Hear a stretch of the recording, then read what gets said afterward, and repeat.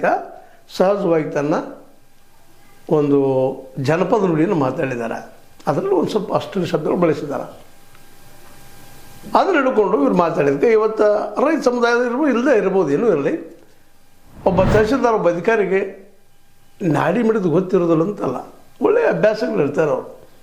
ಆ ಭಾಷೆ ಏನೋ ರೋಡ್ಸಾಗಿ ಬಂದದಪ್ಪ, ಆಯ್ತು ನಾವು ಒಂದು ಎಫ್ ಐ ಆರ್ ಹಾಕ್ಬೇಕಂತ ಮಾಡಿದ್ವಿ, ಕ್ಯಾನ್ಸಲ್ ಅನ್ಬೋದಾಗಿತ್ತು. ಆದರೆ ಅವರು ಇಲ್ಲಿವರೆಗೆ ಅಂದಿಲ್ಲ. ಈಗ ಅಂದಿಲ್ಲ ಅಂದ ತಕ್ಷಣ ಎಫ್ ಐ ಆರಿನ ಭಾಳ ದಿರಕಕ್ಕೆ ಹೋಗ್ತದೆ ಅಂತೇಳಿ, ಮತ್ತು ಇಲ್ಲಾಂದ್ರೆ ರೈತ ಸಂಘಟನೆಗಳಾಗೋದು ಭಾಳ ಕಷ್ಟ ರೀ. ಇವತ್ತೇನೋ ಮೂಮೆಂಟ್ ಮಾಡ್ತಾ ಇದ್ದಾರೆ. ಶಶಿಕಾಂತ್ ಗುರೂಜಿ ಆಗಿರ್ಬೋದು, ನಮ್ಮ ಚುನಪ್ಪ ಪೂಜಾರಿ ಆಗಿರ್ಬೋದು, ಸ್ವಲ್ಪ ರೈತರು ಜಾಗೃತಿ ಮಾಡ್ತಾ ಇದ್ದಾರೆ. ಇದು ಮುರಿದು ಬೀಳಬಾರ್ದು, ಧೈರ್ಯ ಕೊಡಬೇಕು ಅವ್ರಿಗೆ. ಎಫ್ ಐ ಆರ್ ಪಾಪ ಪೊಲೀಸ್ ಸ್ಟೇಷನ್ ಅನ್ನಿಸ್ತಾರೆ. ಪಾಪ ಪೊಲೀಸ್ ಭಾಳಷ್ಟು ಜನ ನಮ್ಮ ರೈತರು ಪೊಲೀಸ್ ಸ್ಟೇಷನ್ ಸಾಕು ಭಯಸ್ವಾಗಿಬಿಡ್ತೀವಿ. ಇವತ್ತು ಹಳ್ಳಿಗಳಲ್ಲಿ ನೋಡಿದ್ವಿ ನಾವು.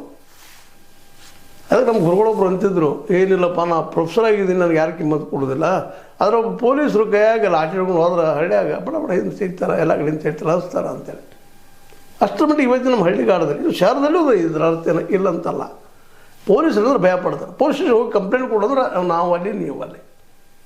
ಇಂಥ ಪ್ರಸಂಗದಲ್ಲೇ ಇವ್ರು ಎಫ್ ಐ ಆರ್ ಮಾಡಿ ಪೊಲೀಸರು ಬಂದು ಅವ್ರನ್ನ ಹೇಳ್ಕೊಂಡು ಹೋಗುವಂಥ ಪ್ರಸಂಗ ಬಂದಾಗ ಸಹಜವಾಗಿ ಒಂದು ಸಂಘಟನೆ ಬೆನ್ನ ಹತ್ತಿದ ಜನ ಹಿಂದೆ ಸೇರ್ತಾರೆ.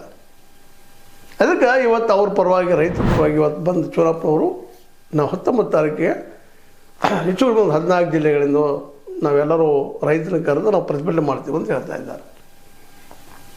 ನೀವು ಕೇಸಿನ ತಗೊಂಡ್ರೆ ಇಲ್ಲ ನಾವು ಪ್ರತಿಭಟನೆ ಮಾಡ್ತೀವಿ ಅನ್ನುವಂಥ ಒಂದು 19 ತಾರೀಕಿಗೆ ಅಂದ್ರೆ ನಾಳೆ ಮಾಡ್ತೀವಿ ಅಂತ ಹೇಳಿದ್ದಾರೆ.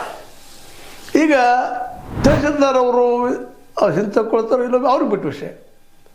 ಯಾಕೆಂತಂದರೆ ತಕ್ಕೊಳ್ರಿ ಅಂತ ಹೇಳಿಕ್ಕೆ ನಮ್ಗೆ ಹಕ್ಕಿಲ್ಲ. ಅವ್ರಿಗೆ ಅಶ್ಲೀಲ ಭಾಷೆ ಬೈದಿದ್ದಕ್ಕೆ ಅಂದಿದ್ದಕ್ಕೆ ನೋವಾಗ್ಯದ ಇಟ್ಟಿದ್ದಾರೆ ಅವರು. ಅದಕ್ಕೆ ಇನ್ನು ಅಲ್ಲಿಯ ರೈತ ಪರವಾಗಿ ಸರ್ಕಾರಿ ನೌಕರರು ಅಥವಾ ಅಲ್ಲಿಯ ವರ್ಕರ್ಸು ಅವರು ಪ್ರತಿಭಟನೆ ಮಾಡೋ ಸಾಧ್ಯ